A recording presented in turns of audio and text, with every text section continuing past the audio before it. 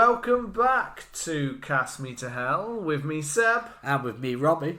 And this week we are going to the creepy, the weird, the gender unspecific. The gender specific, the controversial. Sleepaway Camp. Yeah. Yeah, baby. Yeah, baby, indeed. This is a big cult film. It's a big cult film. It's had a fair few sequels. I think there's 4, maybe. I think more, maybe 5. Yeah. It was the first time that there was 3 of them. Then there was a return to Sleepaway Camp. Then there was ones after that, I think, as well. So I mean, this is the first time I've watched it. Yeah, me too. I'd never seen it before. I'd heard of it, and yes, I did know what the twist was. Of course, I knew what the twist was. Yeah. The twist of this film is pretty much on almost any time you read a list of like the best twist or shocking twist, controversial, not even just horror, like across the board. This is normally on those lists of like shocking twists because this is seen as like a big major twist in film series. Yeah, and it's a very interesting film. I went into it, to be honest, expecting something that was very much, like a very clear Friday the 13th rip-off. However, I think what we ended up getting was something that, if you'd have told me that this was made by an Italian director, I would understand, because it gets very weird. It does. It's fucking just like it's much weirder than its contemporaries. It's fucking weird, man. It but goes it's classy to really moments. odd places. I think a lot of that comes down to, from what I've read, is the fact that this film was like made, produced, they found the place and stuff like that. They'd like storyboarded the film. Yeah. And I believe I've also read about the script being in a place of like, yeah, we've kind of got a script. But then when they started to get behind on filming, they basically had to throw out what they used because they were like, we haven't got time to do those things. So we're kind of just going to have to, we can use these parts, but a lot of the stuff surrounding it is just going to have to kind of go with the flow. Yeah. You know what I mean? Like, just be made up. And I think that's where kind of some of the mad dialogue in this film, there may be areas of, I think, where I don't think any other slasher camp one has ever been willing to go in these kind of, there might be things that you think, I bet there's some weird stuff that happens there. This film goes for it. It goes, yeah, fuck it. It's as if one actor said a piece of dialogue and they went, I guess that's the subplot now. Yeah, I guess that's where we're going. I guess that's where we're going with this now. And that's where that's happening, yeah. And is that how you're really going to perform this? Yeah, okay. Okay, that's how she's going to perform this scene. Yeah. Like the weirdest fucking scene ever, like very near the beginning of the film. We'll come to that in a second. I mean, it's all fucking weird. It's all fucking weird, and it's all really odd. I think I know the scene you're on about. There is one scene that was so odd and so weird, and yet I couldn't take my eyes off it. And for some reason, the last few days, I wanted to go. I finished watching it yesterday, but I kind of watched it in 2 parts because I felt like happens a lot. And then I, for some reason, kept wanting to just go back and watch that scene. It was like it was something that was like in my head, like it was some weird way. So anyway, I will talk about that in a second. Should we just let's work our way through. Let's work our way. I feel like that we're going to somewhat stay in an order with this. We'll try. But as always, as we kind of undertake this journey into the wild and wonderful that is Sleepaway Camp, we would ask that you hit that subscribe button and please leave us a lovely review. So, I mean, straight off the bat, it starts off with a really cool opening score. Oh, yeah. You know, I think there's a lot of emphasis on, and I don't know whether this is quite, whether this is more of kind of like a, looking back at it kind of thing. But there's a lot of focus nowadays on like the 80s having really cool synth tracks. Yeah. But there was also some real orchestral pieces. Yeah, and this one has a real strong. This one's got a real strong one. Yeah, this film, to me, one thing that did very pop in my head, watching from the beginning, was yes, I knew that this was a slightly kind of lower budget. It wasn't quite like a big studio or production, in that kind of way. So I knew it wasn't like as big a budget kind of thing. But what they do with this in some scenes, I found actually quite impressive. Like, effects wise, visual wise, some of the cinematography, the way that they shoot certain scenes, like you said that are somewhat oddly Italian and was Yeah, inspired. it's a bit in giallo way. in a bit of it. You Yeah, know? those kind of scenes are really interesting, and even this opening scene. This opening like goes to quite a place that you're like, oh, okay, all right. This is kind of an interesting setup for like a kind of thriller kind of thing. Yeah. And you're quite drawn in. It's almost like I feel like almost the director is better than the script that he's given. Yeah, and I would also say it's strangely kind of like a bit. I mean, it deals, and this is what I say about it being a bit Italian and a little bit Euro horror in it. It deals very much with kind of things that would be a bit taboo. Yeah. So like there are real themes of at the start, yeah. you know, where you have the dad in the boat with the two kids, and I mean, this is just me. This is me being a fucking dingbat. You know, where he's like. They're racing around, and you've got the college kids who are also kind of fucking about on the lake. Yeah. And then that guy is just like, "Oh, come on, we got like the Dr. Moore coming for a meeting." I'm just like, it's just his business partner, you know. It's just a business partner. Two men on business with their kids. You know? Or I was just like, they're on holiday with another family. Yeah. You know what I mean? Like, that's the dad, the mums are off doing their thing. The mums thing. are off doing mum things. The dads are just bonding. Yeah. And yeah, literally, like, I was going to say, like, as my little recap, like, the little plot that I've got here to, like, help rejig my memory to make sure I don't forget little points. It literally says, in 1975, John Baker and his boyfriend Lenny. And I'm just there, like... But let's be honest, at the start of the film, that's not what you're thinking. Not. And there's nothing to imply that that's what's going on. And there's two friends on holiday with one of their friends' kids. Yeah, there's literally, and then, in that weird, dreamy, Italian-esque sequence later on is when we get a kind of, what? Yeah, what the hell? It's like, and it's in your head, like, that's what I mean, and it's there. That's not something that they did in, like, a early 80s kind of like, the two men are in love. That's important, that's right. And particularly not in something where that you can tell, like, they were looking at Friday the 13th. And they were looking at their homework and being like, okay, camp slasher, who's the killer? Gay dad. You know? Like, it's like, where did that come from? And it caught me so off surprise. I feel like, you know? Because I know, like, when this film was first released, like, this has completely changed from when it was first released. This was like, didn't do that well, and it wasn't that well received. Critics fucking hated it, which is a bit of a turnaround because a lot of it's both cult and actually critics actually kind of have a more favourable palette towards it nowadays.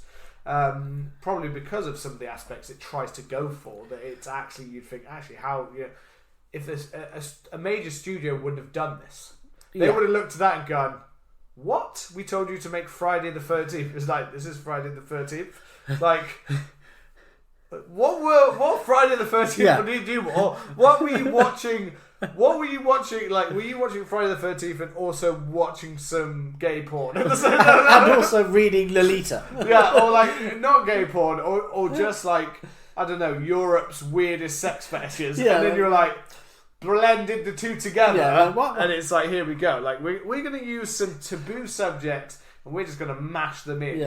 And that's how we're going to be different than Friday the 13th. When you wrote this film, was there any reason that all of the camp counsellors are paedophiles? Like, this is so fucking weird. That's what I mean. I had to There's rewind a high it, man. diddler aspect in this film. Like, I had to rewind it 2 times on 2 separate diddlers to make sure that you actually heard it right. I was like, oh man, it goes straight in there when we get to camp. Anyway, let's go. Like, let's go with the opening. We'll get to diddlers. So we'll get to weird art house scenes. The dad and the dad's best friend, who they're definitely not gay at this point. The dad and his mate are on the bank, just 2 businessmen, taking the kids to the lake, and he's like, "Come on in."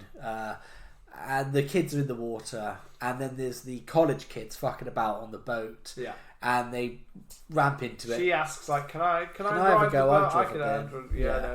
thinking nothing's going to happen, and obviously the dad in the boat gets knocked over because the kids kind of play a little prank on him, and they all tip over and they think, oh, this is all fun. This is all fun and games. We're in the sun, it's summer, Dad's best mates here, we're all having fun. Until the boat is careening towards the kids and the dad, and they can't get it to change. They've knocked it into full gear, and it's speeding towards them, and you're like, holy shit. And you've got Angela and Peter, the two little kids. That one, and you got it there, and the speedboat gets closer, and then smashes over the top of the thing. We don't actually get to see what happened to the kids in the boat, but we know there was a disaster. You see Daddy's dead floating. You see Dad, although I've got to be honest, because Dad, the last shot is Dad's head just above the boat. Yeah.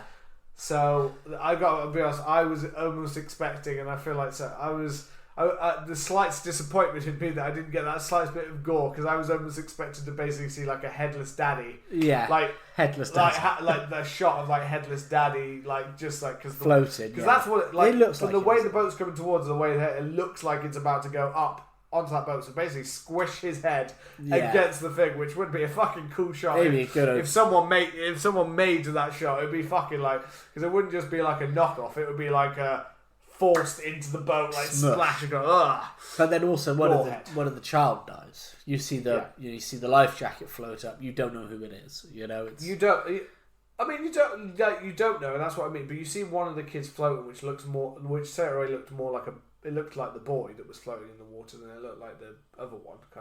To be honest, I didn't. Did you see it? But you see one of them there in the back of the head, and it looked like short hair. So it looked like the boy, and then the other one is like just tarnished, which it is. That's what I mean. I'm just saying, like, because I knew the twist. I knew the twist as well. I was like, that does look like a boy. It looks like the boy's alive and the girl's gone. But you've got the ravaged kind of thing where it's just like bloody kind of left, and the child is no longer in there. Yeah, but it's a shocking kind of opening to have the child death straight away in the opening, and to deal with that kind of part of it.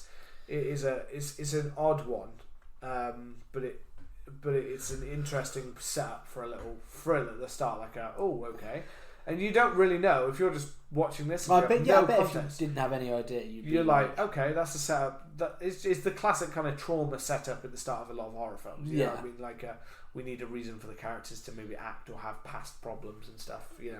Some films play that out over the film. Some ones reveal that at the beginning, like a car crash or something that happened or something like that. Yeah. So you're like, okay, so this is the setup for the trauma, and this is why Angela is, so kind of quiet and things like that. Yeah. When we meet Angela as she's coming down the stairs with the fucking weird auntie.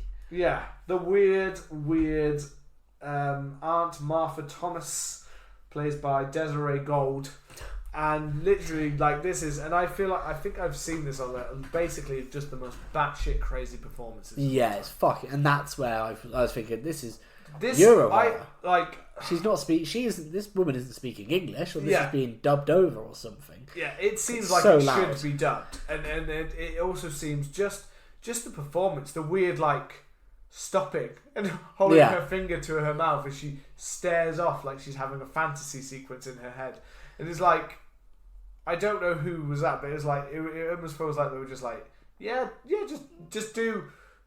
You just do it. Don't worry. We'll trust you. You do the performance. It'll be fine. Oh, we got Desiree on board. Yeah, we didn't need to. We don't need to audition. She's great. She's good. She's good. Just do it, Desiree. Just watching it, going, okay. How do we note that was what? What the fuck? Yeah, what? Yes, you're meant to play it somewhat that you're a bit. We need to that you're mad. Yeah. But we don't need to quite so clearly show that you're fucking insane. Like, literally, literally straight away, you're like, fucking hell, you are batshit crazy. She's fucking mental. Like, talking to the kids, questioning off to the side and questioning herself. And like, oh, I wonder why that is. Or, oh, we might want to think about that. And it's like, but I found it mesmerizing. I was like, fucking hell. I was like, I don't know why, but I cannot look away from this woman. I want to see more of this performance. Yeah, it was like one of those things, like that they draw termites and like moths into. Yeah, and like it just kills them. It was like that. I was like, I will stare and watch this performance until I just die. I don't eat. I don't drink water. I just watch. Yeah, I'm sure there probably is a YouTube video or something out there, but it's literally what it is. One of those, like, there was something oddly satisfying about it. It's so weird. I literally went back to it, but before I went back to watch from where I had started, I went back and watched the part of that scene because I just wanted to see her just doing it again. So weird, I was just like, what is this now? Is this a new fetish? This is my new fetish, the weird ants. I need to get people talking off into the distance like you're insane. That's my new thing. Acting high as fuck. But yeah, it's so weird, and it sets up, and we get the setup that Angela is obviously like not talking, and not praying. No, she's got non-verbal function. Ricky, her I think it's whatever Ricky. he is, cousin. I was calling him the cousin. Yeah, he's kind of protecting her and protecting, and she says about him protecting my little girl. But she talks a lot about you, my little girl. Says it several times. Oh, we can't have anything happen to my little girl. Oh no, we can't have that happen. But no, that would be awful.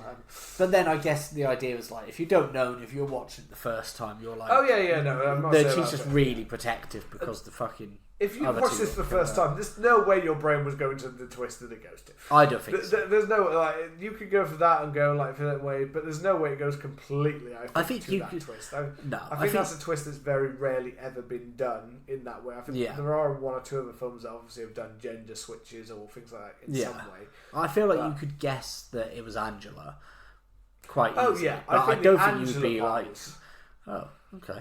But not that was it Kevin? Peter. Yeah. Kevin, don't know where Kevin came from. So after that it's to camp. And we get our first diddler. Which is the chef. Yeah. And he literally, it's like we call them baldies.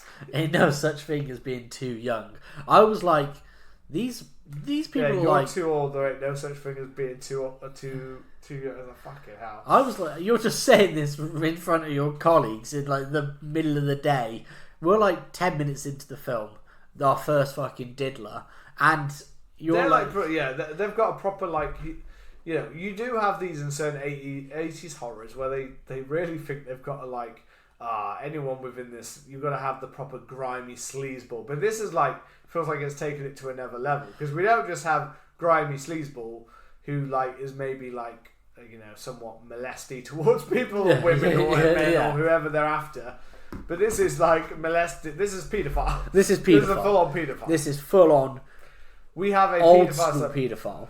And and it's literally. And it's not even trying to hide it. And then you've got, because it's him, is the big kind of slightly southernish kind of guy, and then you've got around them surrounded by kind of somewhat kind of old westy stereotype black men. Yeah. Where they're kind of I didn't know anything about that. Very but the second money's involved suddenly, they're I can ignore any of that. I can, he's a... Yeah, there was the devil in him. There was a bit of the devil in him. It's real hokey, isn't it? That's what you say. That's what you say when back in the day when someone was basically diddling kids. He's just there's a bit of the devil in him. That excuses his behaviour. There's a bit of the devil. There's a bit of the devil in that one.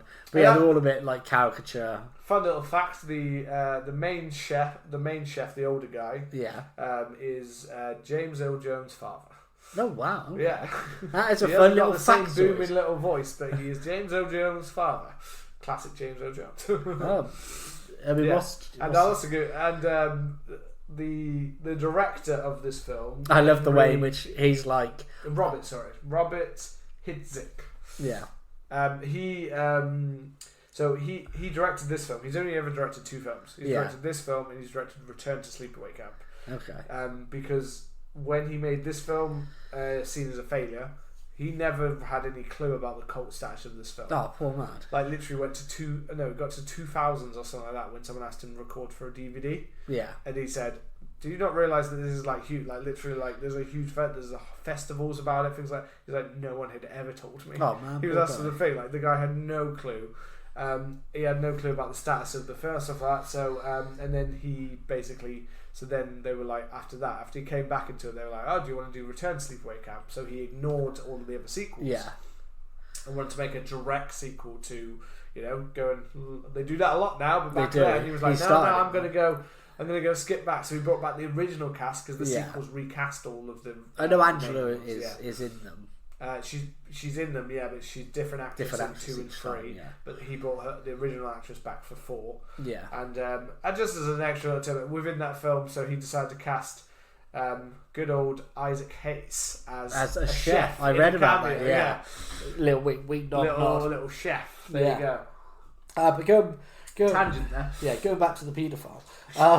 It's so fucking weird, man.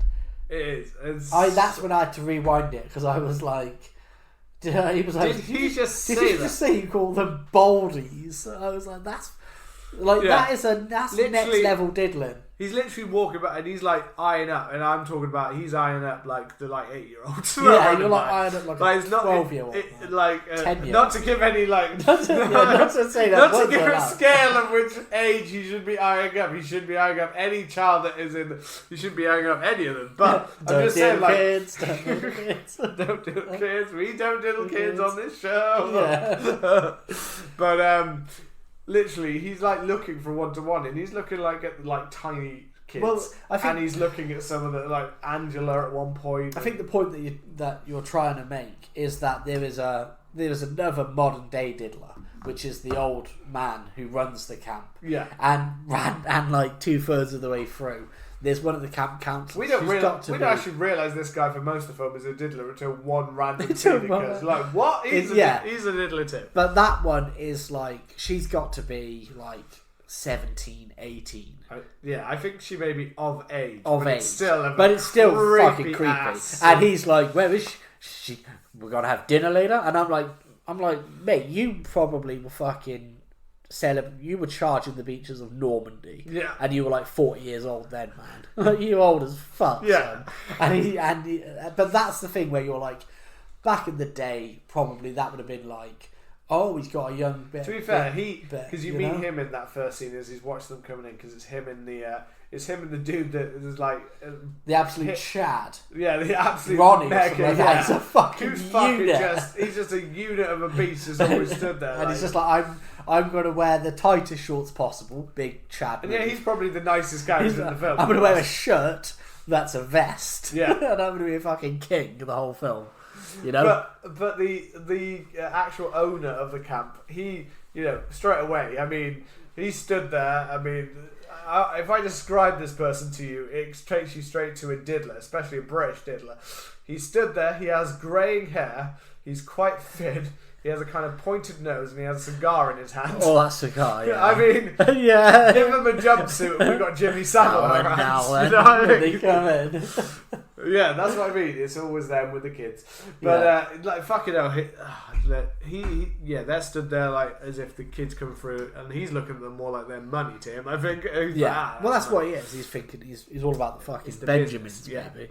And then we've got Angela. Yeah, Angela and Ricky approaching as they're coming through, and look at and Angela obviously looks terrified because that's most of the performance in this film is basically her eyes just darting about. Well, it's a really weird thing because I read an article about it, and it's obviously talking about the transgenderism in the film. Yeah. And a lot of the film is, and this is where I also think that it has that Euro kind of style to it, is a lot of it is about it's about sex, and it's about growing up and becoming a woman, and it's the thing of throughout the film they're teasing Angela for maybe she hasn't had her period yet, she's not showering with everybody, she looks like a little girl, she's not like a woman yet, and it's all this, and obviously the sexual repression comes into it later. It's got a bit of a carry about it. It's a little bit like that, and it's a very weird film just in general, and that's what I mean. Having if you're looking at we covered Summer Slashers last week, go check it out if you haven't listened to it yet. But if you look at Friday the 13th, or if you look at most slasher films, they don't have these themes. If you look at Giallo films, a lot of the films in that sex is some kind of theme, Yeah. Whereas you have the whole thing about looking through the male gaze and the idea of is it kind of sexist, just basically getting women naked and then just butchering them. But having sexual repression and this as a theme is not a common, like, it's especially not American one. Not American ones, and it's so Theirs strange. is more of a, like a sexist fan, or sex is the taboo. So when you do it, if die. you shag, you die. Yeah, but you got to get like, your tits out though. You have to get your tits out. But if you get your tits out, you die. The repressed ones is normally saved for some of the more higher tier ones. Like I said, like that's why I mentioned like Carrie, because it's not something that pops up in many of them because it's not the most common. It's normally in a little bit more of the ones with a depth, or like that one based on this book, obviously Stephen King.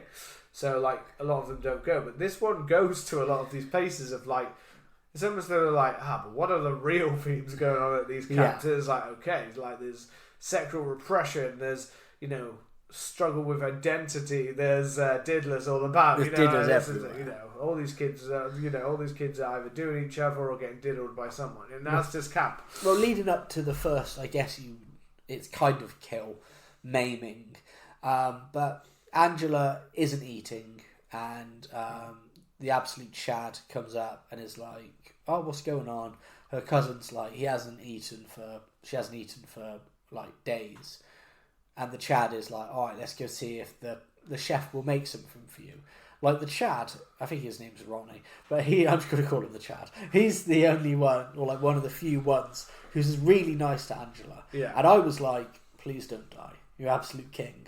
And we go into the chef, and then the chef is instantly like, it's like, it's 1 p.m, it's lunchtime, come into the freezer, and I'm going to get my dick out. And it's straight away. It's to be honest, like it was literally it's an uncomfortable it's kind really of scene. uncomfortable. You're like it. I guess because it's like it's because of this, and you know you think of these films as somewhat for it.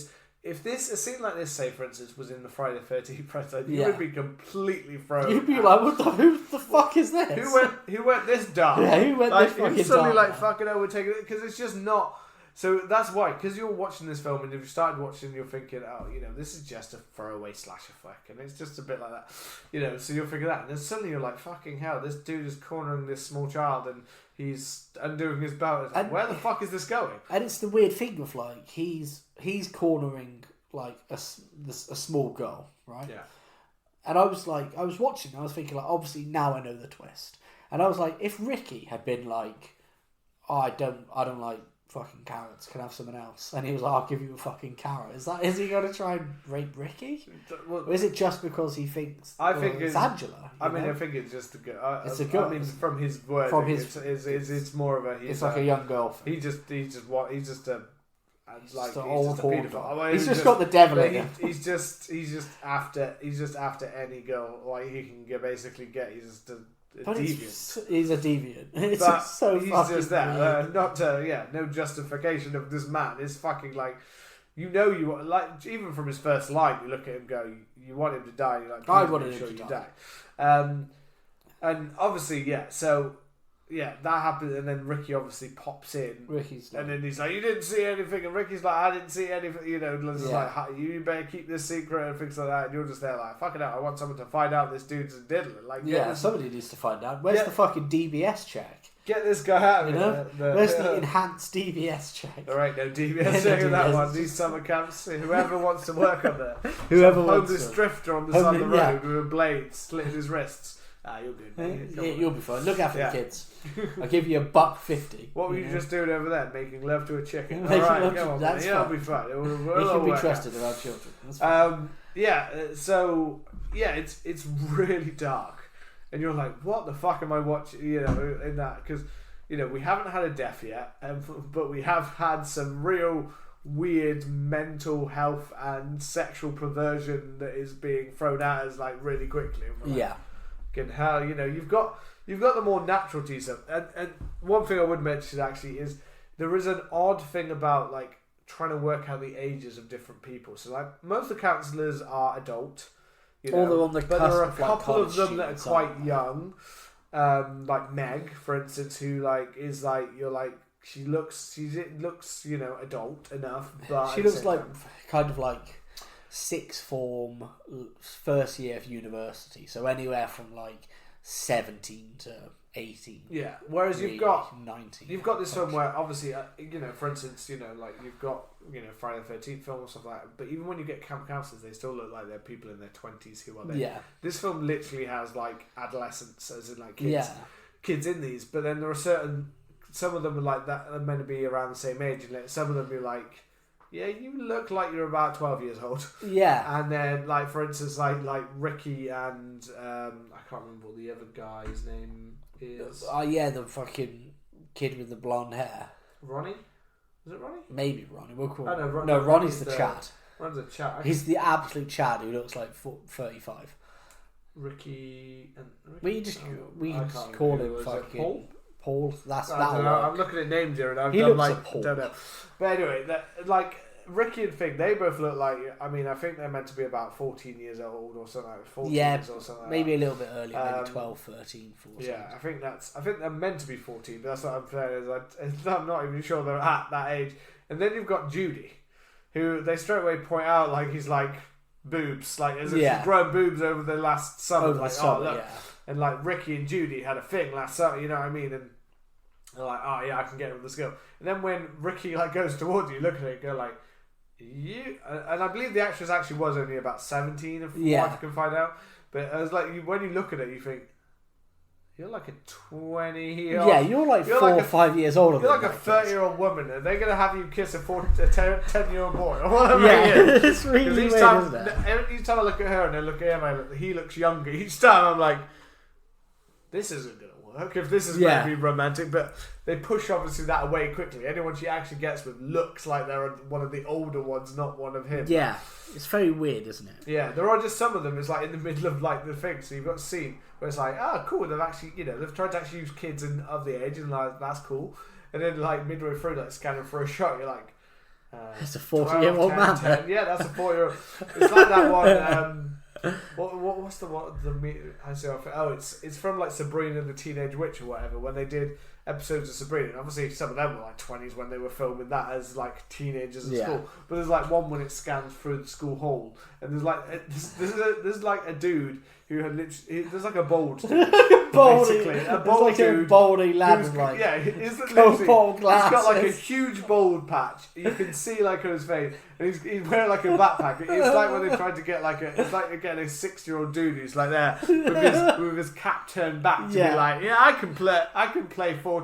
Yeah, like it's just one of those things. Like they point out, like if you watch certain teen dramas every once in a while, you're like, okay, I can, pass. In the realm of believability. And then there's that one dude that's like got so many wrinkles, and like, all right, I'm Chad, I'm 18 years old, and I'm here to rule your world. And it's like, you're fucking 45 and should be arrested for trying to get this teenage girl. Yeah. So. But that's really odd with those edges. But back to the comeuppance of the paedophile. So we get the kitchen scene where he keeps cooking, he's husking the corn and he's boiling a big boiling pot. That pot. It's like he boiled that pot, and he's like, it's not quite just like going to the height of this huge pot. To be fair, I was more interested in the pot. Look at it. I was like, I didn't realise they made pots like that. The size of it, I was like. I mean, it makes sense for how many children they have to feed. Pot, yeah. But I was like, Jesus Christ, look at the size of that thing. But then here he is, he's like takes a whiff, and he's like, it's beautiful. It's beautiful. That's boiled, that's ready. And then we get a little first person. Yeah. The classic first person hiding shot. Behind I'm something. Hiding behind something. I'm slithering up behind you. Yeah, he gets onto the stool, leans right over, and it doesn't look because when I was looking at it, I was first like.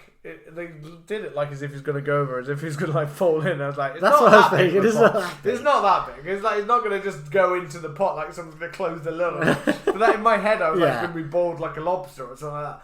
But instead, like he's leaning out, and then they pull the chair from under. Well, he notices who it is, but he doesn't. It's in that non-specific kind of Hey you. Hey you. You're like. I thought I told you. Yeah. Which person, I'm not going to say your name. Which again, the dialogue points definitely more towards say Ricky, and like it doesn't. That doesn't sound like if he knew that was Angela. I feel like he would have been like, you come back from the penis. Yeah, you come back for more. You want some bit of that. It's also very clearly like an adult's hand. on the stool. He's grabbing You the know, thing, yeah. like I find that they get that at times when they're trying to. Because there's a few shots where they do have like a hand doing something. There's a couple when it looked like it was younger, and then there were some that looked like it was an adult. You can see like the fucking hair on the back of the hand. Yeah. You know, like so they're just trying to like throw you off the set Yeah. by being like, that's it. Even though like it's like if they had the chat going around and doing all of them. It's like his just arm. that like a Hulk hand. It's like the Hulk's fucking arms. Yeah, just pulling it out. Kind of thing. But then he gets He like grips onto the top and it's like, what are you doing? And then obviously he gets cooked in the water and he looks fucking gets boiled. rotten. Like, his eyes are all boiled. The boiling water goes all over him, and you first see his hands in the air screaming with his hands like pointing upwards, and like you're seeing like thing. But the part I thought was really cool is that on his face it changes. Yeah. So they've added obviously something where they're like, I don't know, pumping air into the balls or something like that. Yeah. The bits they're meant to build like balls. So you see them like get bigger and smaller, and I thought that was really cool. Yeah. For a split second, I thought you meant his balls, and like, I was like, "Did I miss a shot where his balls are just inflating, like pulsating?" No. It's it's boils on his skin. It's just balls. He's like just they're balls really out. fast. Yeah, so he is like literally head to toe, like burnt all over, and they have the guys come in. This is the interesting one though. Like, I mean, by the severity of the burn, possibly. I think he probably would have died. Like most likely, but still, I was just there. Like, it's interesting for such an evilness, such a devil in him. Yeah. That they didn't give him a permanent, clear death or something. No, like that, but in a way, imagine being that I feel badly like he should have had his dick blinded. chopped off, right? He should have. You know, I feel like that's where he should have been someone out like leading them in, like, oh, you're back for more, getting his little todger out, like lopping it off or something, maybe, yeah, or just like chop it off because he's just always got it dangling out. He's just dangling out, below his apron. He's got this. He realised that like it was taking his belt off and undoing his trousers was too time consuming, so he just cut like a hole and he just has his nuts hanging out. and Angela's, you see like a point of view like of the scissors going under them, just snipping. And then him just whoa, and steam coming out of his ears. and then the old paedophile is played by Don Knotts, and this whole thing is just a carry on movie now. That would be my director's cut, maybe. That's your. Everybody just gets their You can do your own Sleepaway Camp, a modern day remake. And I'm changing everything apart from just the balls getting cut. That's yeah. So the special effects are really cool on the burning body and the way they show it, kind of thing. It's a really cool effect. And it's good. It is the only part was just like I felt like I wanted something a bit more permanent for me, but then I like that. Yeah, I was just. I like laughing. the fact that somewhat like one or two of the deaths almost feel like unpermanent, like they could be dead, but they might not be dead. It's kind of a bit like some of them because they're very accident-like, aren't they? Yeah, it feels a little bit. There's a bit when they kind of go away from that, but to start with, it felt more. Are quite accidents. They look like accidents. So no one would be like, "There's a killer." It's just like because the old diddler is like saying, "Oh no, like cover it up." He pays. Yeah. He pays. I mean, the other chefs. It appears as though they were all very aware of what this dude was. And they were just like, he had the devil in him. He had the devil in him, as Daddy Earl Jones says. Yeah, he's like, I'll give you $10 each, or like $15 each. That's where that old southerny hokey kind of part comes in, when they're like, oh yeah, okay, for $10 more, I'll do whatever you want. You know what I mean? Yeah, it's a bit like, you know what I mean? You can bore me in that part, sir, if you give me $10 more. It's a bit like, oh, where are we going with this? It's a bit, it feels a little bit outdated, definitely. It feels outdated even then. The dialogue generally is one of the main, I think, things that kind of brings it down a little bit at times. Just some of the character interactions or the way they talk to each other just sometimes sounds very. I mean, I didn't find it too.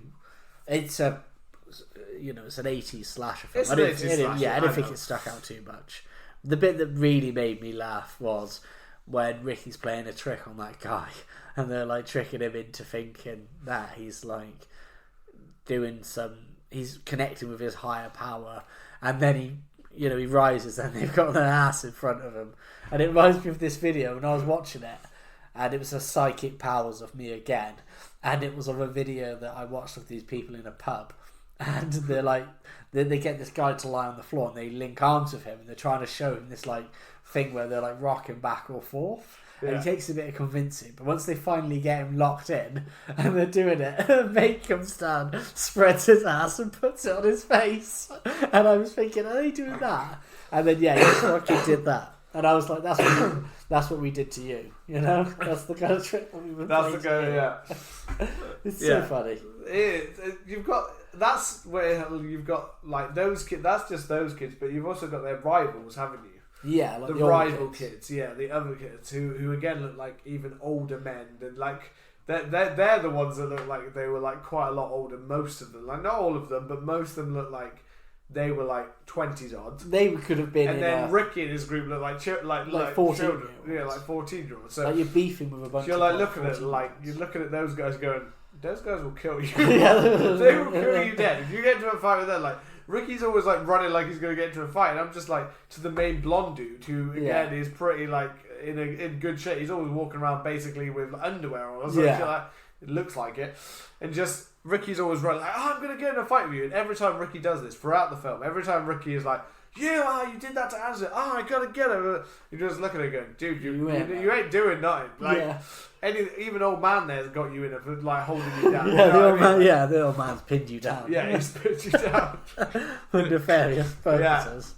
But yeah, and then I think you get like you get a bit where that Paul is kind of like starts cracking onto Angela. He gets her to talk at the dance, I think it is. When they're like, there's those there's the two lads who are cracking onto Angela. Yeah. And then the cousin Ricky comes over and they get into a fight. And then Paul, I think his name is, comes over and he gets Angela to talk. Yeah. He actually talks to her for a bit, and then that obviously riles up the fact that Judy and Meg just don't like the fact that she's actually they just don't like her. They just got beef, man. Yeah, they just don't generally like this. She literally does nothing to anyone. No. Apart from not being part of the group, and they just hate the fact that she's just not involved in anything. Like she just sits there and stares. Oh, I wish I was catatonic. Yeah, I know. Like that. It's like fucking that. It's like it literally. I gotta remember, it's one of the few. Like it's like literally the least amount reason. Like it's the most bullying behavior. Yeah. This is literally like she could not have done anything. Do anything. She literally has done nothing except sat there silently. Yes. So you might stare in your direction, and therefore Judy fucking hates her for the rest of the film. And it's like, you're a fucking bitch. Yeah. You're a goddamn bitch. Like, but then it's weird, like, because it starts where the beef starts where they get into the girls' cabin, and Angela's just staring at Judy. Yeah. And you're kind of like, is Angela like looking at Judy in that scene, and she's like, oh, this is like what a woman should be like. You know? Is she like not kind of like jealous of her? But yeah, she's being more glad she's doing her makeup. She's kind of doing like that. Like you think that quite often, like when she's staring at certain people, you're like, as if she's trying to understand why they're doing things. If it's that, but with her, I can see what you mean. Like, is that what I should I be acting more like that? Should I be? Is that what a woman should be, kind of thing? Or when she does the same with Meg and stuff like that, because when Meg's like getting ready or getting herself sorted, she's always like looking at those certain scenes. It's like trying to work out what she should be, understand kind of herself, I guess, from the little you can take. Yeah, because all it is mainly just her staring with those very like standoutish eyes. And it also has a classic like 80s horror film where it doesn't over explain anything, like you get to the end of the film, it ends and you're like, well, one, what happens next, and two, like, this is all just up to my interpretation now. Absolutely. Happens, but then you get the camp. So the other campers, which is, I think it's got here, the Kenny and Mike. Yeah, and Kenny's the one that looks like he's in kind of rocker t-shirt. Yeah, that's it. He's got the like black hair, and he's trying to crack on. And I think Mike is the more Chadish one. Yeah, not Chad, but of their group, he's like the blonde. He's like the blonde jockey guy, like the one that's like messing with everyone else, and then they're surrounded by a gang of just That's sheep, I guess we'll go with. Like, they're just there. The lads. There's lads there. They just go off and smoke weed, don't they? And then they go. Then there's like the scene they where like, they're all in the lake. yeah, because they're like kind of teasing and kind of messing like about the fact that he's with Angela and he's talking to Angela and is like, what's wrong with her? And Yeah. everyone kind of taking the piss out of her, like she doesn't, like, what are you? Why are you always just? Why don't you do anything? Why don't you eat anything? Like, what is wrong with you? Yeah. And obviously, he doesn't like that. He tries to fight back. I think Ricky again comes running in like, I'm gonna fucking destroy you all. I'm gonna clot you out. And then, just waiting for someone to just smash that kid right in the face. Just so, one big just hook. one hook, just so it just hits the ground. And he just knocks Like, him out for I that. don't think it needs to be a powerful one. Just one punch, and just the kid just goes down. Just one perfect on the jaw. Detonate that right hand like wild. You can tell, I didn't really warm to Ricky. I just felt him a bit like, he was just a kind of annoying kid, to be honest. Well, I think the idea was that they're trying to make it so that he's overprotective of Angela and he wants to scrap everybody. Yeah, and the old paedophile is like, it's got to be him. Yeah. Mel Kostick. I've got his name here. Mel Kostick, the camp owner. Mel Kostick. Old Mel. And it's kind of also the diddler was called Artie. Artie. That just explains it all. Yeah, that does. Call someone Artie. Yeah, that's not going to end well for you. And then we get the scene where the boat gets tipped over. And someone slithers into the boat, and strangles him. But he's with that girl in the boat before it gets carried over, and he does this thing as if he's trying to mess with her a little bit, kind of thing. And it tips over, and she gets away, literally really quickly, like she swam back to the shore really quickly. And then he's doing this whole thing under the water where he's like, "Oh, I'm going to get you," and it's like, you're just there. And he does it for a little while, and it's like, you realise she's gone. Yeah, she's gone. she's like long way gone, dude. She's like not even she's not getting spooked out by your act. She's fucking way gone. And surely she can only hear you in that canoe. Yeah, exactly. So he's just there doing that. It's like, who are you doing? Yeah, who are you doing this for, my friend? And then and then someone sneaks up under and emerges, and we see him be dead. And I like the fact that so the two kind of off-screen deaths we get, or the two you don't properly see them, the maimed pedo chef and then this bully, the after effects are really gruesome. So when a lot of this film is after effects, so it's not in the moment. It is all after effects, but they're really well done. They're really well done. When you see the lad dead, in the boat, and his face is all kind of puffy and swollen, and then he's got snakes that slides out of his mouth. Yeah, it all looks it all looks really good. It does. It looks like he's been really done over, kind of thing. Yeah. Even though he's just drowned, everything's been in him. Everything's been in him.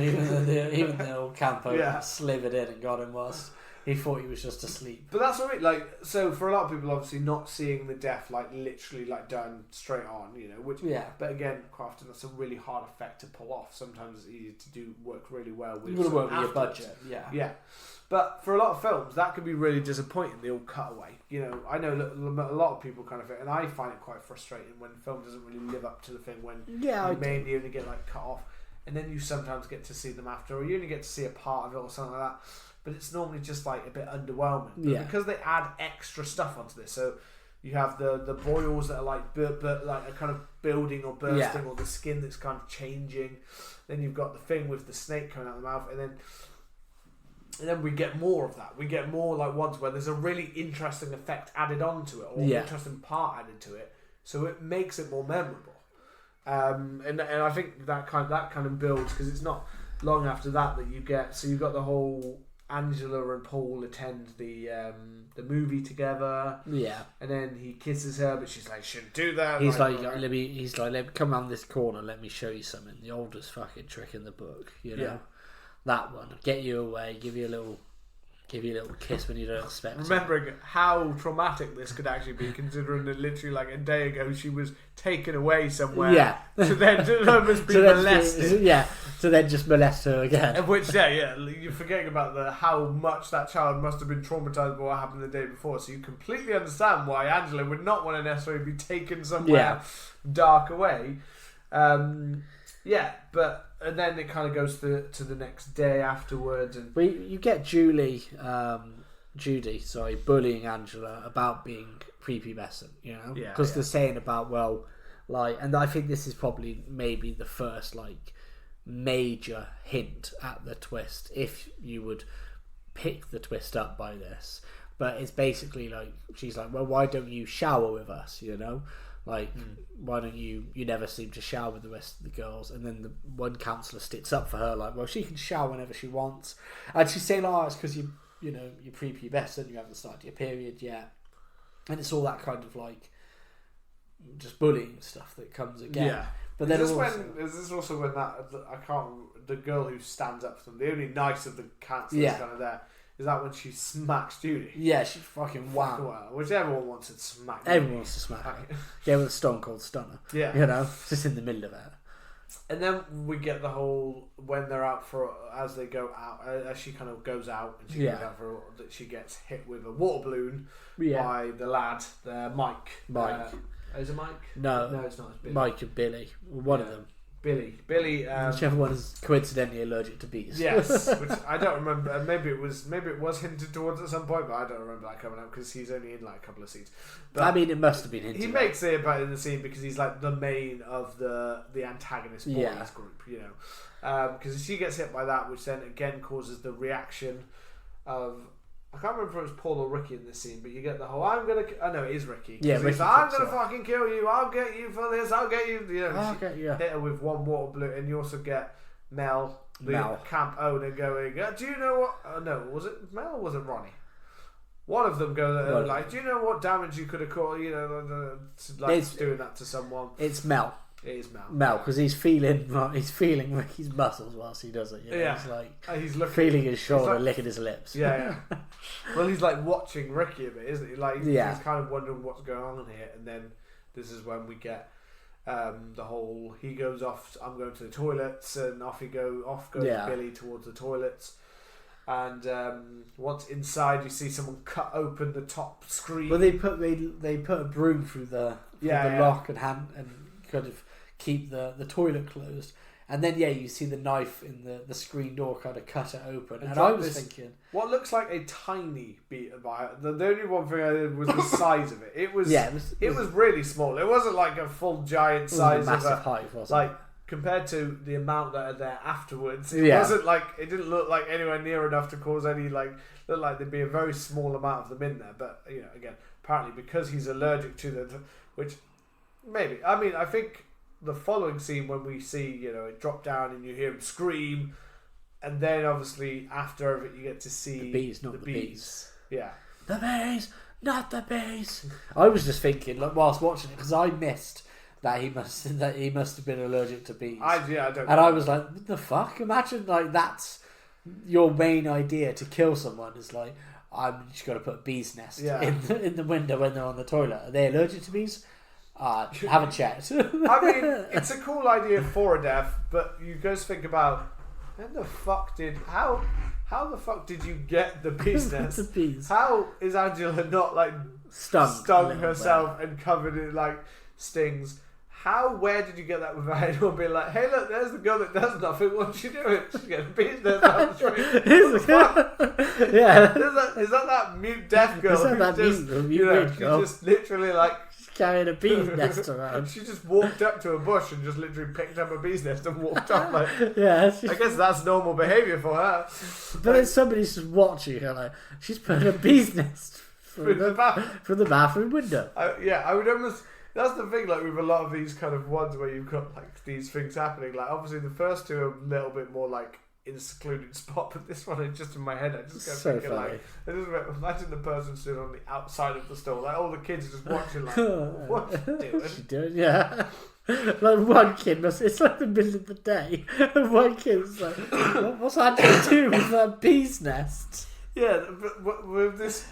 Because it's quite a height as well, and she's not that. I'm not saying she's not short, but she's tall for the girl of her age, I think. But just walking up with this huge long stick up to this window, just what the fuck is she doing? It's so good. Yeah, you just think, how did nobody know that she? Yeah. This is just the death is a little bit how would no one not have seen you at some point go and do one of these things in order to have this bee's nest and put it through that window? Yeah.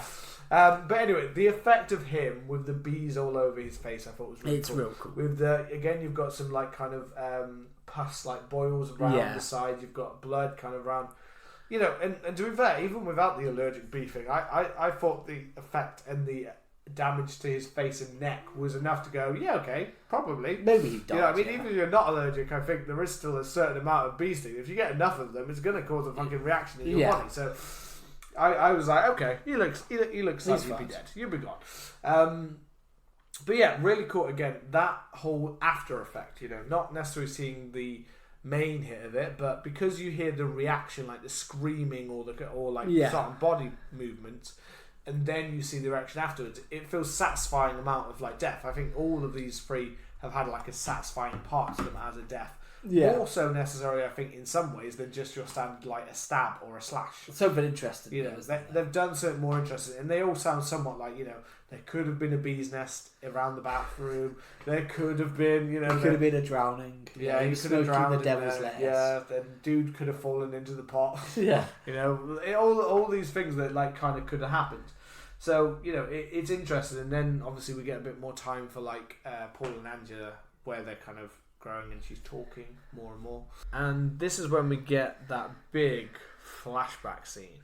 Yeah. So Paul goes to kiss her, and then she gets this kind of again one more time, and they get this big like. He starts trying to feel her up, doesn't he? Yeah. And she get this whole like she's on the bed or like on the ground, and then like she starts to get this twirling bed reaction of them. And this is that real like what we talked about. This real like.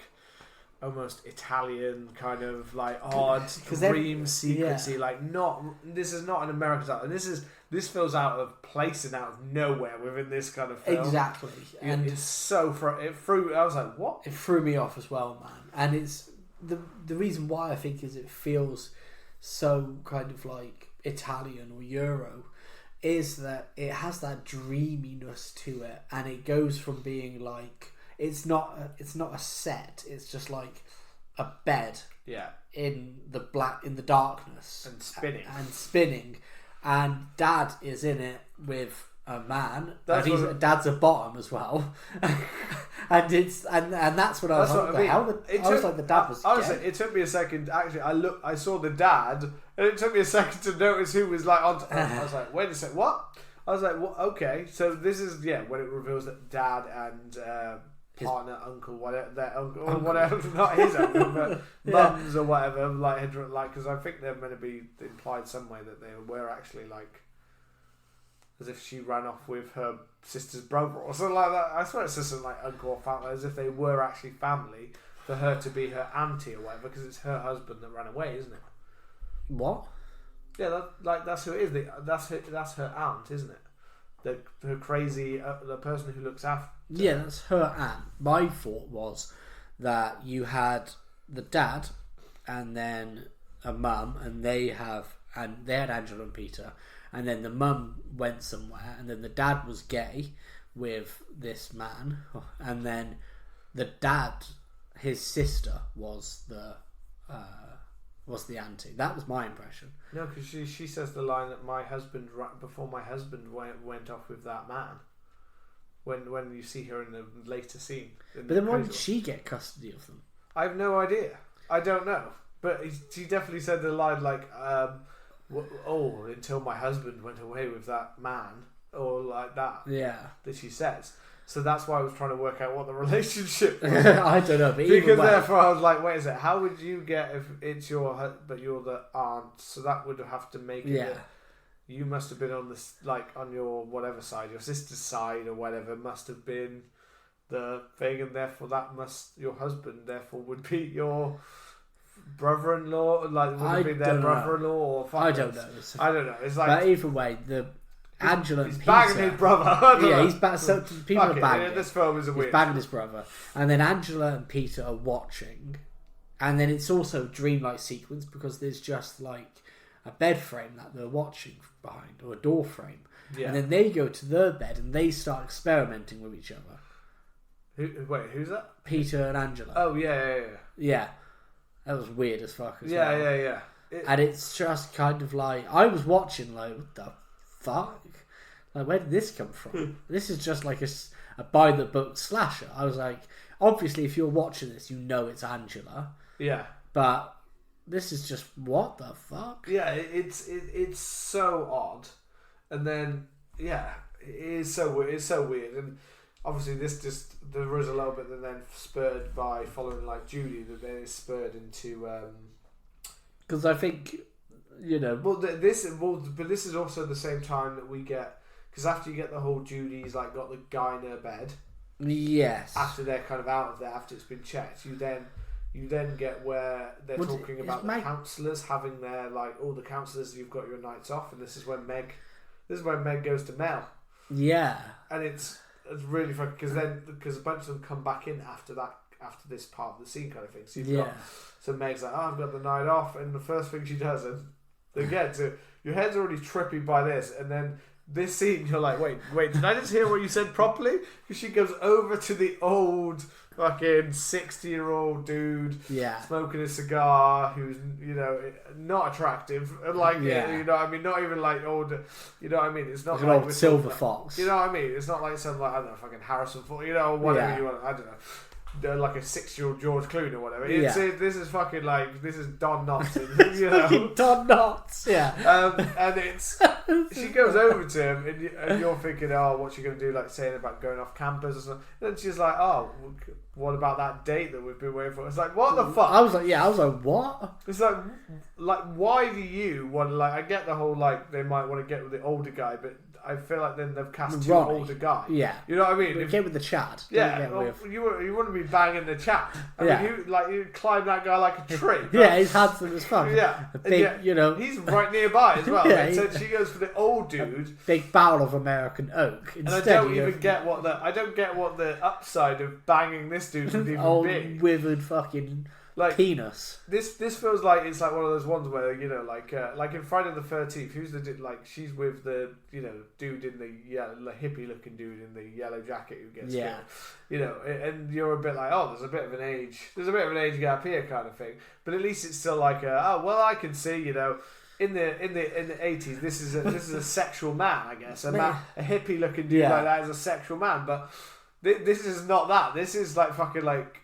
This is like banging your granddad in the care. Maybe it's just that old weirdos have massive cocks, you know. But you go to the gym, it's true. It's just that like older man thing, I guess. But you know the Hare and Hounds. Yeah, there was an old man who used to drink there, and he used to wear a cowboy hat. Oh yeah, and he was weird as hell. He wore a cowboy hat and leather cowboy boots in fucking England, and that dude was weird as fuck, but he was hung. You know, like how do you know everybody knew he was hung. it's just like the weird old man's how hung. He knows he was hung. The weird old man's hung. That's just how it is. That's the straps about. That's the straps. Yeah. Maybe that's what Meg is. Meg sees this old man. And things droop as you get older. You know? If your fetish is the older men, but I just mean like it's the silent. Is not that. It's like if your fetish is the silent generation, then it's just a completely unexpected part. You didn't think that he was. I had to rewind. You didn't think that he was, he was banging in that way inclined in that he seemed like that. It seemed like a plot point that didn't need to come out of anywhere. And like she literally before what this is followed by her death scene. She could have gone up to any dude and said, "Do you want to go for a date?" and then gone off to get ready. But for some reason, out of everything, they decide to bring the camp manager back in by going, "Oh yeah, she'll bang that dude, right?" Bang this old man. Because then he'll be hunting for her. He'll hunting for that. He already suspects Ricky. He's rubbing his hands at this proposition. Like, oh Jesus! And I mean, he would be because fucking hell, you know, the geriatric lads getting a chance to pop the 18-year-old lass or whatever. Yeah, you know what I mean? He's a cracker. He's loving it. His face lights up like goddamn being at Disneyland. Yeah, he's fucking loving it. I mean, in this film, camp counselors, most of them are like. Looking for those at Disneyland. Yeah, it's those that bring the joy. It's so weird, man.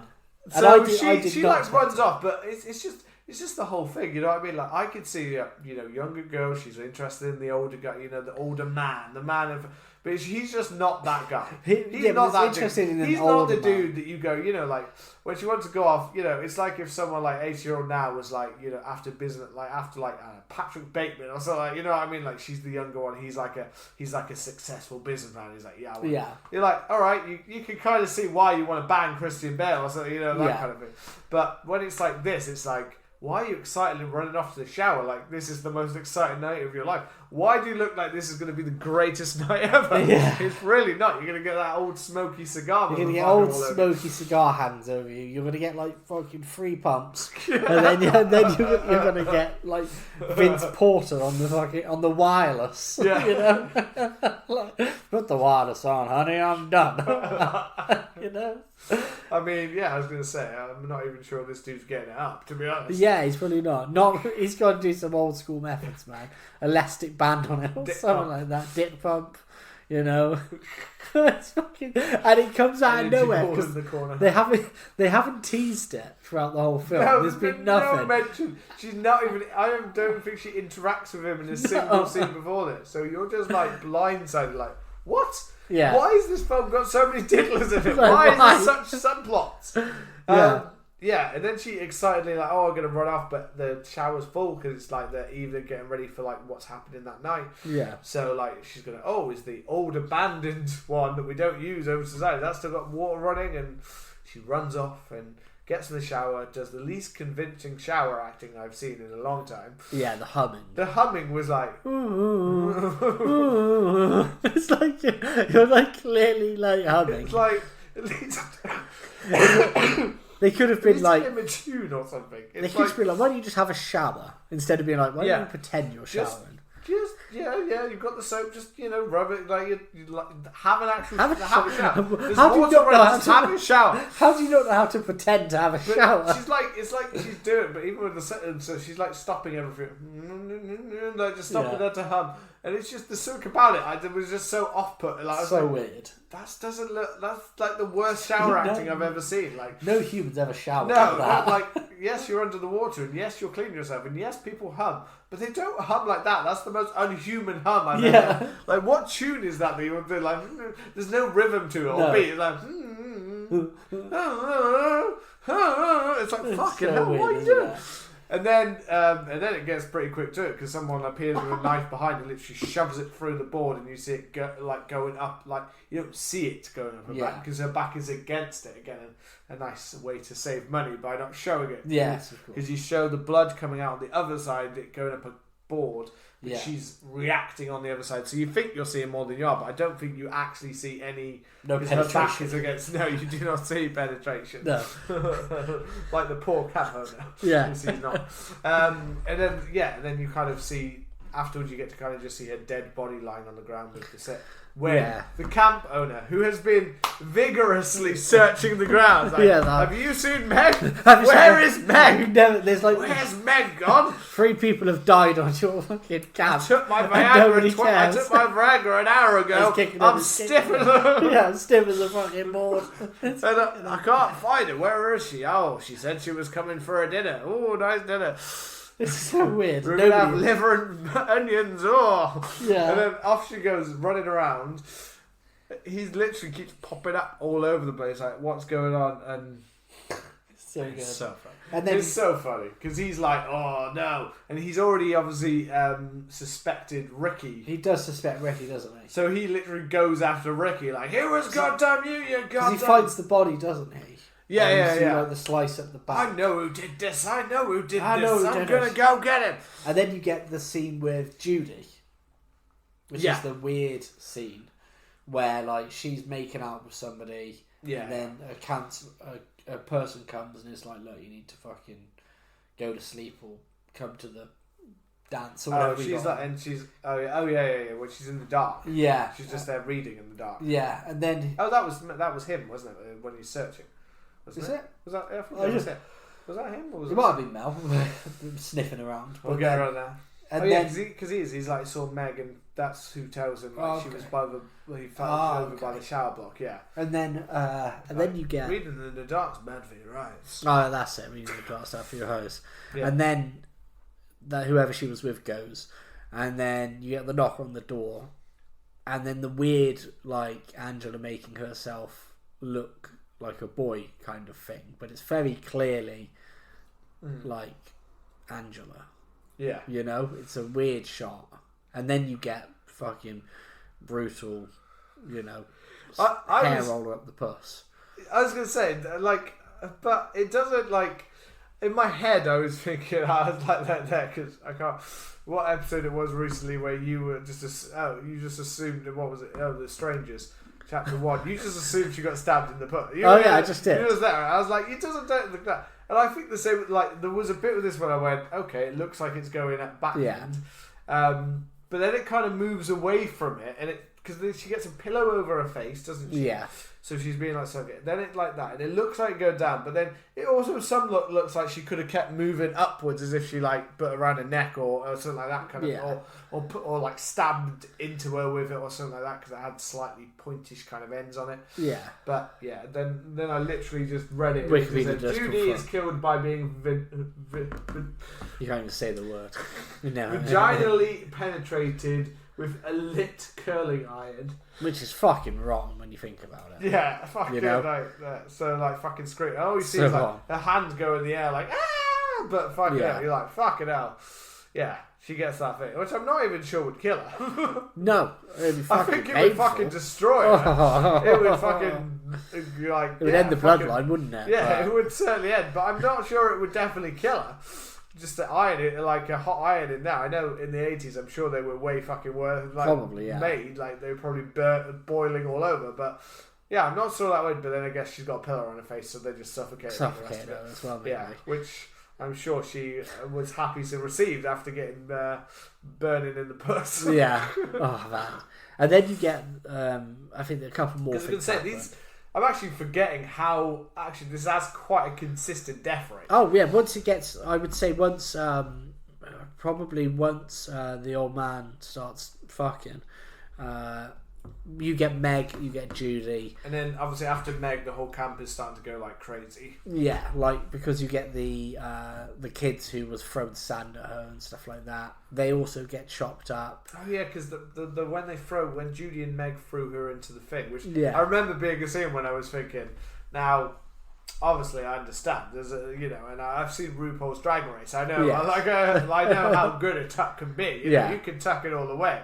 But when she gets like lobbed into the water and she's got these really, one thing is if you're trying to hide what she's trying to hide, the shorts are an interesting choice because they're basically like they're the kind of shorts that half those lads are probably constantly peeking people some bits. You know what I mean? Yeah. There's a ball sack of there's peeking. There's a ball sack. He's popping his little head out every once in a while. Yeah, he gets they're some those fresh kind air. of shorts. So if you wear those kind of shorts about, you're just letting it roam free, and therefore it's just popping out. There's always a chance it's hanging in. But obviously, I'm sure there's a secure type tuck going on here. Yeah. But when she gets lobbed in and things like, I believe that the whatever she's got hold, it could completely have stayed in place. This is the point where I was looking, and I gotta be honest, because I knew the twist, and even though I know this is actually an actress and a woman, I was just staring at the crotch, just going, I think there's no line, yeah. there's no bump, there's nothing like top or bottom, there's no line.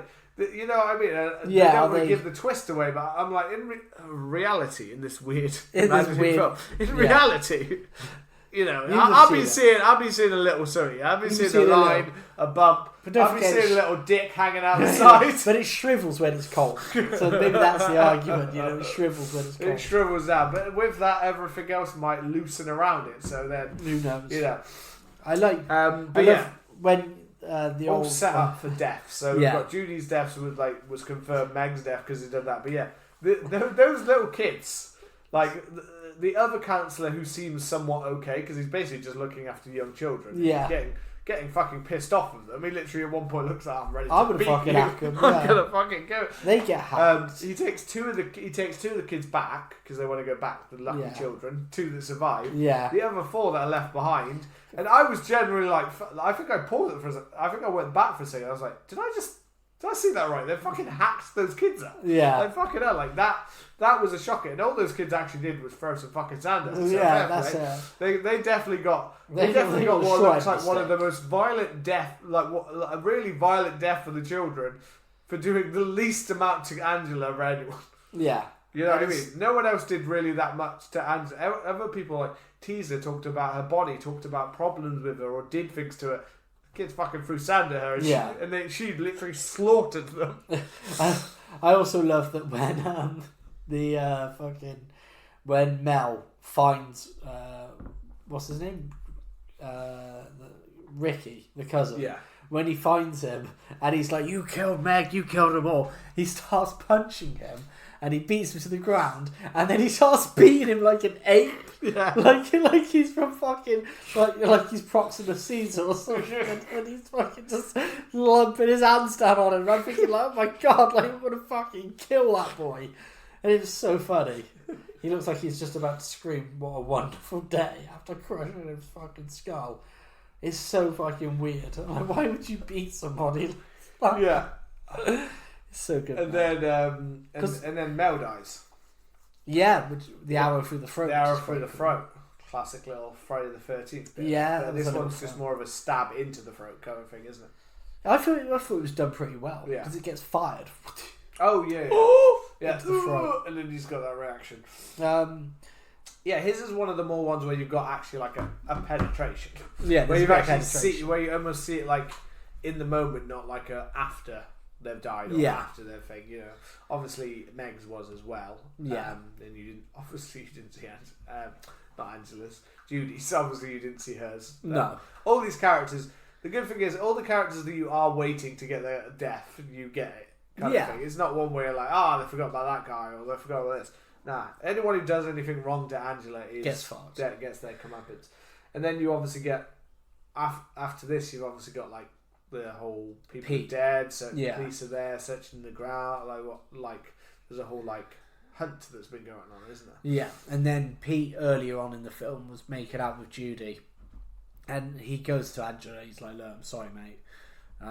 Sorry, I kissed her, all of that." And then she's like, "That's fine." Paul, yeah, because you kissed Judy. That's it. Sorry. She's like, "Meet me at the beach at 12 or something." And then when they get there, she's like, "Let's go swimming. Let's take our clothes off." And that's the kind of pretty much the last you see of Angela into the water with him, kind of thing. This was the one. This was my miss through the film because I had obviously I knew it and I knew the image well. The final shot of this film. The one thing I couldn't remember though, and I therefore was like, I'll have to wait and find out, was whose head was she holding? Because I knew she was holding a head. Yeah. But I couldn't remember whether it was a male or a female, so I couldn't remember who the hell it was. So I was like, and then I was like, I remember when I first started watching the film, I was like, I'm going to quickly, go and have a look at the picture. I was like, why would I do that? This is the one mystery I do have now.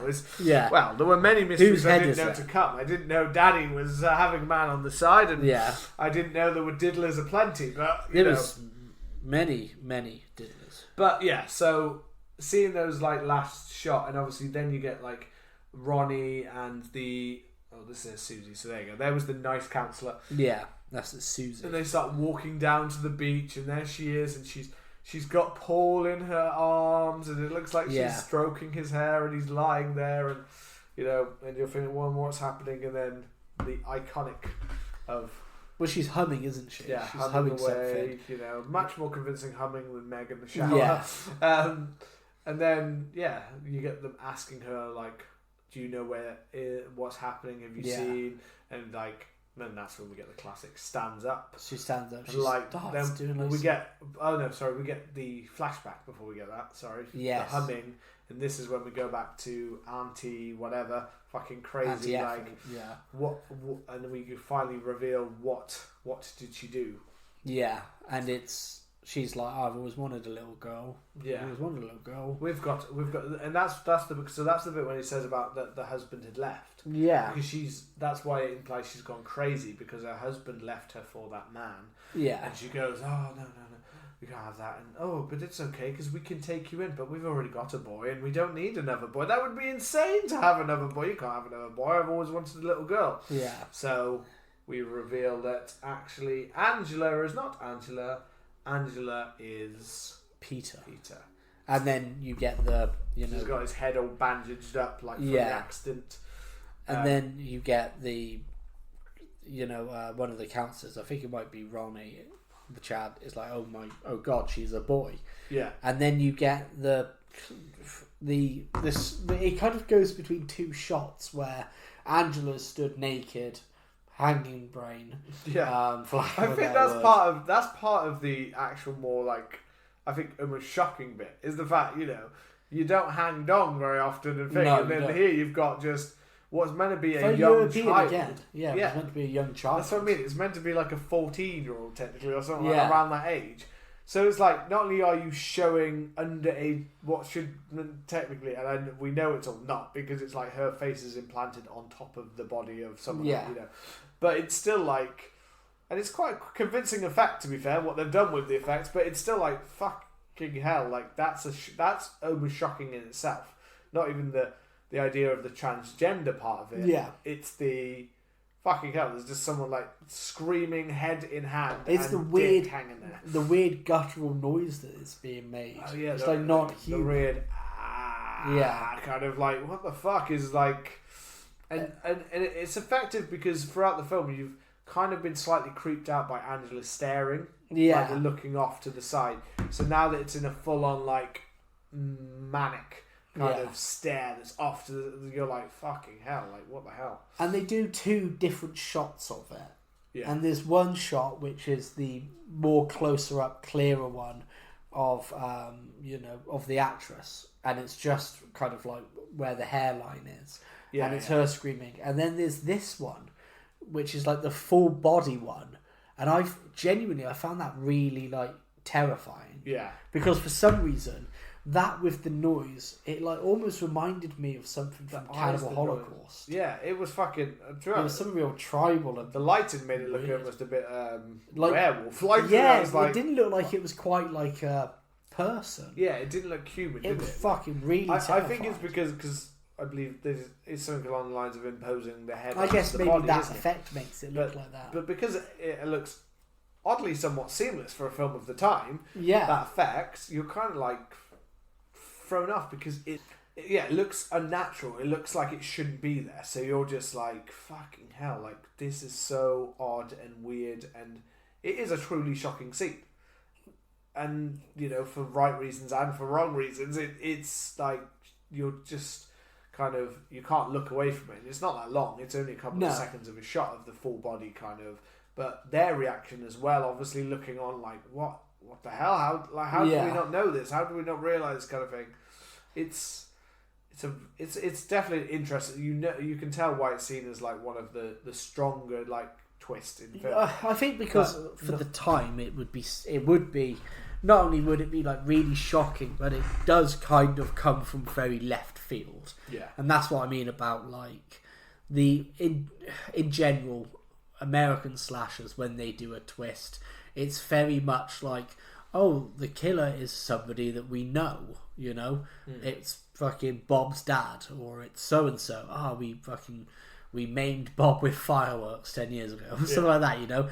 There's always some connection, and it's always like that's what it is. It's about who's doing it. However, it feels very Euro in the fact that it's like this person is like there's an element of sexual repression and forced gender identity and all of this stuff, and I don't think that when they made it, I don't think that they were like, this is actually going to have a very controversial and like hotly debated like ending. Like, even now, I was like, earlier today, I was trying to find that article I read, but I actually I skimmed it before I watched the film because I knew what the twist was, but I didn't want to spoil any of the kills, so I never finished it. But I was just googling it, and people are genuinely split on the levels of homophobia and transphobia in the film. I've seen some people being like, the ending is has aged very well, has aged like very poorly, and like the big shock that it's Angela is really a boy is this is like a very like transphobic thing. And then I've seen other people arguing that like and I don't know whether I quite agree, but like the trans thing doesn't really play much into the film, but I think like it clearly does. I think like it's clearly that sexual repression identity, this stuff, and their identity. Angela not realise, like, this is why Angela's, it feels like, why she's quiet, why she's unsure of everything, because she doesn't understand, you know. She doesn't understand. She doesn't know what she is or who she is, and that's been forced upon her, kind of. Yeah. And it is hard, and it is a really hard bit, and it's not kind of that kind of part to talk too much on, but it's really hard to say because of the way that they put it as someone who is basically forced into that situation. Yeah. It doesn't feel like they're necessarily talking about as in like that kind of area, as in like the transgender area. Yeah. It doesn't feel like they're trying to actually make any point about that, or even the idea that that's horrific. It's the fact that they didn't know. It seems to be, you know what I mean? And back then, they may not have thought, and they may have thought of it in that way, and they may have thought of it in it's like an unnatural way, or that kind of thing. Which is, you know, that's why. We don't know. We don't know. Back then, they may have thought, that would be an unnatural twist to have, or something, you know, and that's what they might have thought back then. That's not true of today's perspectives. But within the context of the film, it feels very much more like the twist and the shock is not so much... It is, yes, about it being a boy as a girl, but it was a kind of a bit like nobody realised, nobody thought of that kind of thing. Yeah. It was more, it seems to be more on that stage of, we didn't know that this was the case. That's the shock to them. Like, we didn't realise in the middle of this very graphic looking scene kind of thing. Yeah. Not necessarily so much that it's this or that is the perspective taken, but it's hard to say. Each to their own as how they're going to take this film in that way. And I think it's controversial nonetheless. If they did this twist, but they didn't have that shot, I don't think it would be seen as big a twist. Yeah, I think it's the shot is what makes it. I think that is what makes it. You know, that kind of that's really like an unusual, a strange, like an unexpected twist. Yeah. If they just said it and said that this was actually this, you know, it might not be so controversial. It might not, people might not take it such a way kind of thing if they hadn't shown it, but it also wouldn't be nearly as effective. And it would, I feel like this film definitely would have been written off a bit more easily without that final shot kind of thing.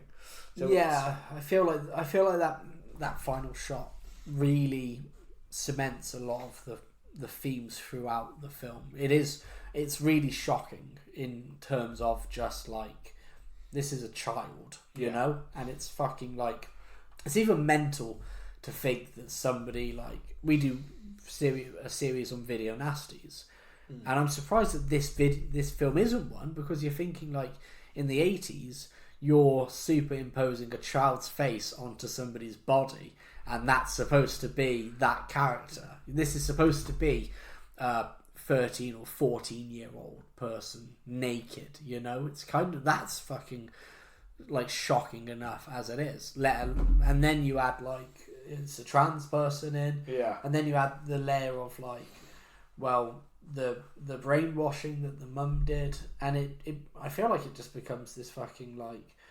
strangely complex film that was basically supposed to be like, oh, it's a slasher film, you know? All of this, I'm just very like, I'd be very intrigued by how much, you know, as I said, I actually wonder what's on one of those commentary tracks, because I'd be very interested to see like how much of this was all scripted and how much of this kind of came out of nothing kind of thing. Like, how can we make this work? What would make this interesting? Was this like thing?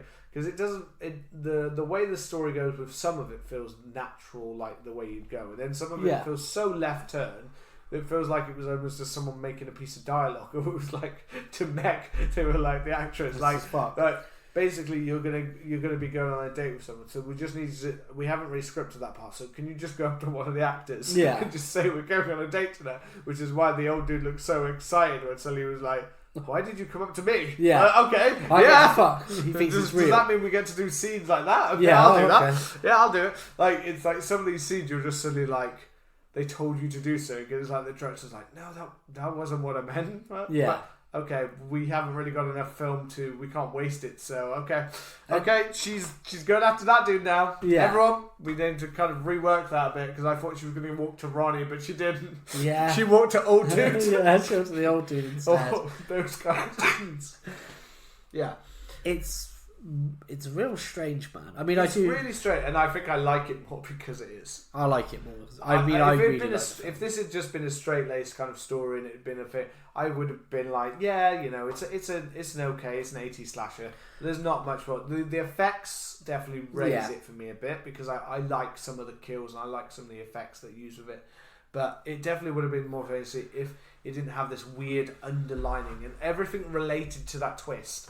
All of the groundwork laid and all of the weird flashbacks, the scene at the beginning, the aunt, they're all probably the bits that are definitely by far the most interesting parts of the film. Yeah, I kind of laid throughout.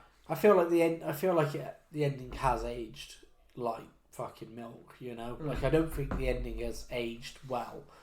But I don't necessarily think that it's like a bad film. I think if anything, it's the simple fact that we're talking about what's supposed to be like a knockoff of Friday the 13th, and it's a lot more interesting. Yeah, it speaks volumes to the film and to that twist, and it part of me wonders like, what they, you know, had they been writing this film and then they were like, oh shit, well this twist is right here, why don't we do this? This will freak him out. Because it almost feels like it's coming out of nowhere. If you didn't know the twist, I think it would be more. Because it almost, the only one thing that go for it is like, the one thing is like, say the flashbacks and stuff kind of that, but they were there, but they also seem like stuff that could have been like, they filmed that boating scene but had no intention of that no intention of that, you know, and then so they're like, right, how can we make this a little bit more, let's add some flashback scenes, and we've decided now it's going to be Angela, when actually originally Angela was like a red herring. Like, I could have totally seen it if Angela was actually like, you're expecting it almost to be Angela, because it seems very clear it's Angela. Yeah, is the only thing I would say quite a lot throughout the film. It's the twist that makes it different than just being Angela kind of thing. But if they hadn't, then the rest of it just feels like they're like, okay, we're gonna retcon it a little bit so that Angela, like, we really lay the grounds of why it would make sense for Angela to have been this. But, you know, if it had originally been someone else and it was under the guise that they just made us think so much it was Angela, and then they went, actually no, you know what's more interesting? This would be weird. Yeah. And it's like, okay. Yeah. And it's weird because the flashbacks don't really enter until we pretty much get to, like, right near the third act. It plays it very straight. Yeah. You know, you have the bits of them teasing Angela because she's weird. Like, we'll chuck her in the water. She doesn't shower with us because she's prepubescent, you know. She's just sits there, doesn't talk.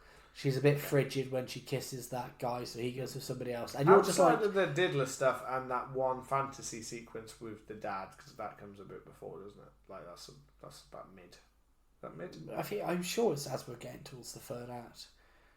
Kind of. But either way, apart from that stuff, it's really straight laced. Yeah, it's normally like straightforward. It's just about a fairly odd character, isn't it? And obviously, it's not that. It's kind of the oddest. Like, it's definitely one of the. She's just like a traumatized character. Yeah. It's fucking. It's such a. It's resurrected. Yeah. It is really weird. Like, I kind of like, but as I said, like I can see why it's got this cult status, and I can see why it's loved in many ways. You know what I mean, yes, it's not. Parts of it are definitely not aged more from almost a political belief kind of way than necessarily like the film itself age. If you it's not that. It's more of the way our views have changed on how some of these works. But at the same time, you know, one thing about these things I always think is that, you know, at least they get people talking about what the right thing is or what the wrong thing is. You know, it's still better to have a conversation about this thing and go like, recognize that this doesn't work anymore. Yeah. Then just be like, that's fine. You know, at least it starts a conversation. It's better to have it than to have nothing and be like, just ignore the situation in general kind of thing. Yeah. And that's why I think it'll almost add more viewers to this film, technically, to them to be like, to get their own perspective on whether they think it, you know, what works and what doesn't work. And that's good, I think. And it'll be interesting to, because I mean, I've heard that the sequels lean more into like horror comedy. and lean more into that and black humour.